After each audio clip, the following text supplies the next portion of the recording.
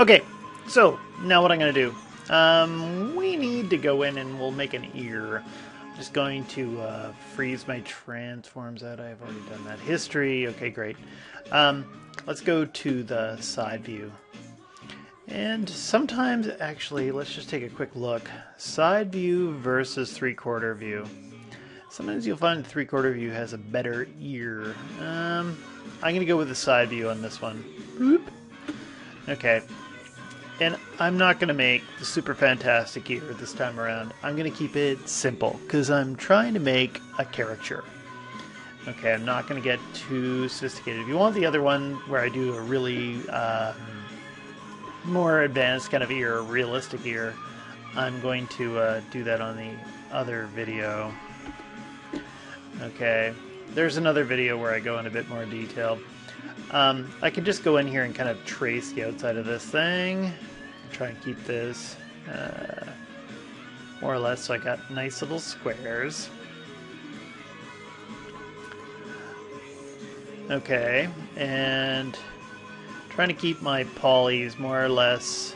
I'm trying not to get too rectangular. Although they are getting rectangular. Okay, just enough. And I'm going counterclockwise using the create and append polygon tools quite a bit. Let's go here and do something like that. And then I'll just do that. Okay.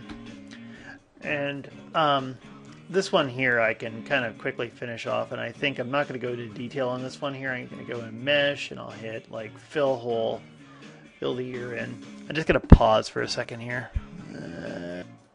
Okay, I'm back.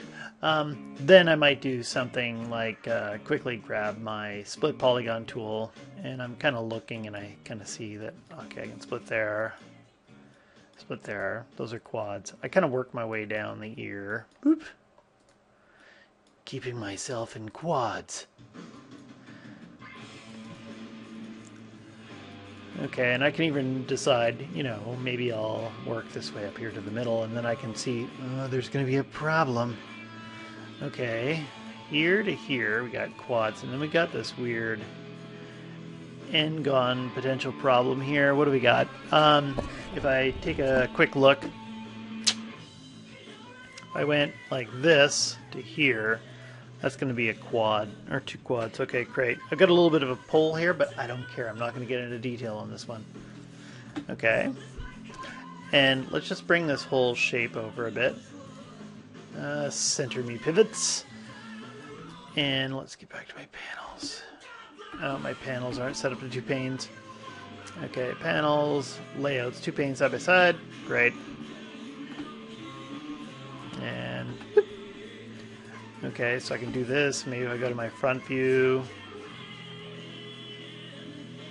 I'll do something like that, so it's kind of stuck to the side of the head. I can even go in and maybe rotator this thing. Whoop. Oh crap. I hit S accidentally.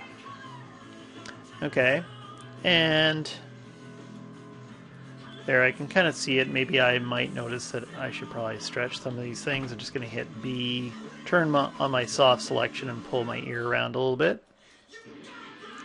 There we go. Okay, good enough. Just kind of check that out. Maybe I've gone a bit high. Remember, these reference images are going to be really funny for the side of the ear anyway. Yeah, here it appears to be too big, and here it appears to be too small. That's because this is closer to the camera when the shot was going than this one here. And so I was really matching up the eyes. Anyway, once I get to about this stage here, let's go back to perspective view. Let's make everything visible again. What I can do is take, say, this edge all the way down to, say, let's go to this one here. You bastard! Okay, well, let's do this, and then what do I do? Control? That work? If you hold down, I went and I selected all the outside edges, and I held down Control and deselect this one, and I went and I deselected to here. Okay, great. And then I can hit Extrude, and I'll switch from local to global, or I can hit my Move tool, whichever I want. And I'll push it back a little bit. Okay, great. So that's giving me a good shape. And I'm just going to go ahead and hit G. And G, I kind of pushed in again along the blue arrow. The blue arrow. And then I can go ahead and I can hit extrude again.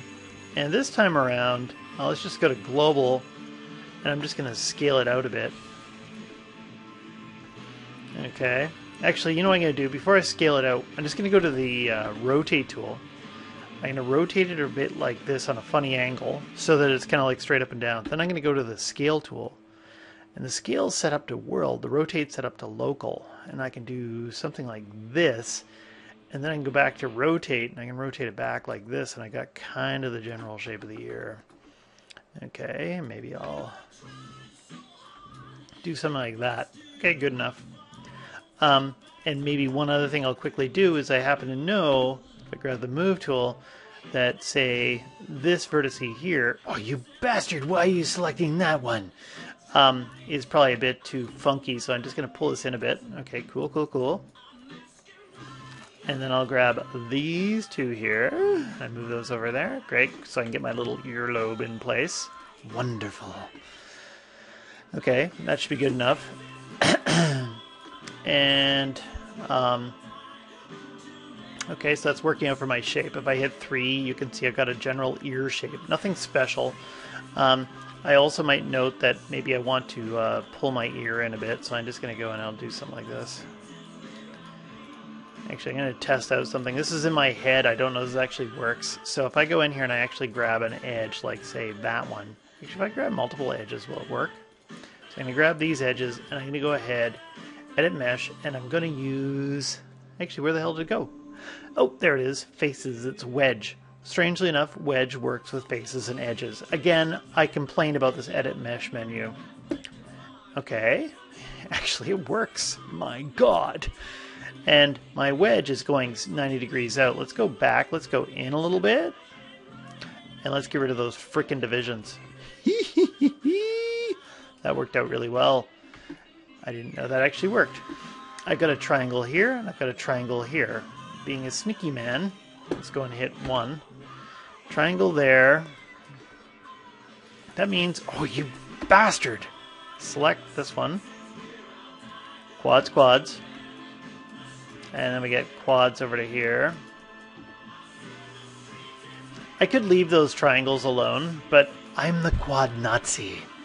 I love getting rid of my quad, or getting rid of my triangles, and proving that I can always end in triangles. Actually, you can always end in triangles no matter what you do.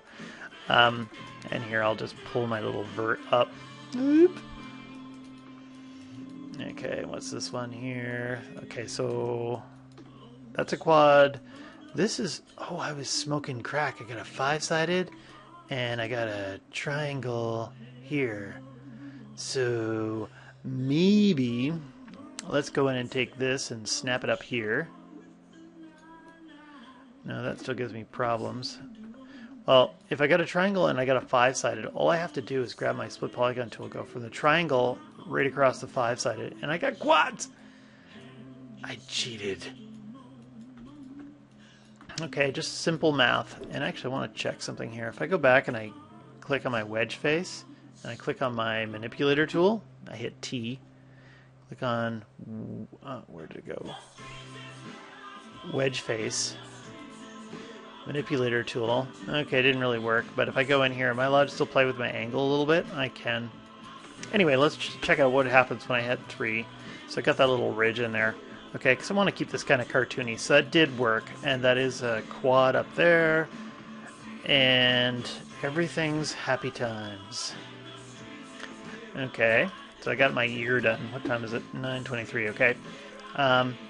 And let's stop this here.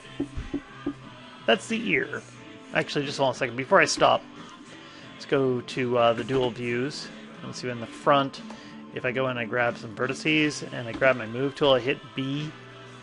I can just kind of pull that back a bit. This one here needs to be pulled out a bit. And maybe I'll go into wireframe here and just see what's going on. Okay, see the ear doesn't lap up very well. Okay, great. But I'm not going to go in and do anything super detailed, so we're keeping it simple. Okay, because everybody freaks out when I show the ear. There's some, I don't like it. That's simple, though. Anyway, I'll stop it here.